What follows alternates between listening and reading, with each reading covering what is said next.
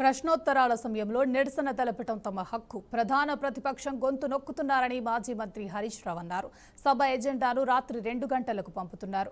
సభ్యులు ఎలా ప్రిపేర్ అవుతారని ఆయన ప్రశ్నించారు. కనీసం 24 గంటల ముందు పంపాలన్నారు. సభను 7 రోజులు జరిపి ఆ తర్వాత మళ్లీ బీఏసీ సమావేశం పెట్టుకుందామని బీఏసీ సమావేశంలో నిర్ణయించుకున్నాం.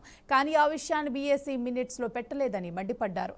మూసీ కంపు కంటే ముఖ్యమంత్రి మాటలు ఎక్కువ కంపు కొడుతున్నాయని ఆగ్రహం వ్యక్తం చేశారు. సభలో ఉండే సభ్యులందరికీ సమానమైన హక్కులు ఉంటాయి.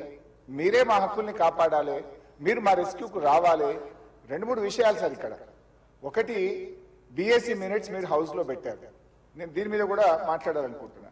It was decided that the honourable speaker will decide the number of days for which the assembly session will be held keeping in view of the business to be transacted.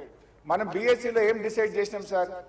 7 రోజులు శాసనసభ నడుపుతామని, ఆ తర్వాత మళ్ళీ బీఏసీ మీటింగ్ పెట్టి decide చేస్తామన్నారు.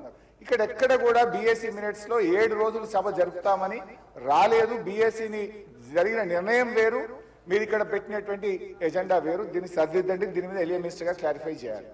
Number 2 sir, మాకు business మొన్న రాత్రి 3ంటికి వచ్చింది, ఉదయం 3ంటికి పంపారు. ఈ రోజు అసెంబ్లీలో ఏం బిజినెస్ ఉందనేది పొద్దున 2 గంటలకు వచ్చింది సార్. పొద్దున 2 గంటలకు వస్తే సభ్యులు ఎప్పుడు ప్రిపేర్ అవుతారు, ఎప్పుడు రాగలుగుతారు? Is it the way of functioning the assembly? దయచేసి ఎజెండాను 24 గంటల ముందు పంపడం ఒక పద్ధతి, సాంప్రదాయం. దాన్ని నేర్చుకోండి. నంబర్ 2.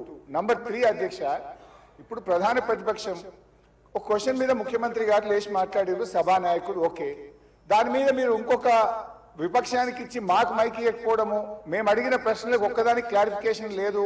ఇది పూర్తిగా ప్రధాన ప్రతిపక్షం గొంతు నొక్కడం కాదు సార్. మాకెందుకు ప్రొటెస్ట్ చేయడానికి మైక్ ఇయ్యరు? క్వశ్చన్ అవర్ లో ప్రొటెస్ట్ అనేటువంటిది ఆ పార్టీ యొక్క హక్కు సార్. సో అందువల్ల కైండ్లీ లీజన్ ఒక 2 నిమిషాలే ఇవ్వండి. Protest is our right, members right. Rule book లో స్పష్టంగా ఉంది. మీరు మా దిక్కే చూడరు, మాకు మైక్ ఇవ్వడం అనేది కరెక్ట్ కాదు. ముఖ్యమంత్రి గారు మాట్లాడుతూ ఏం మాట్లాడింది సార్?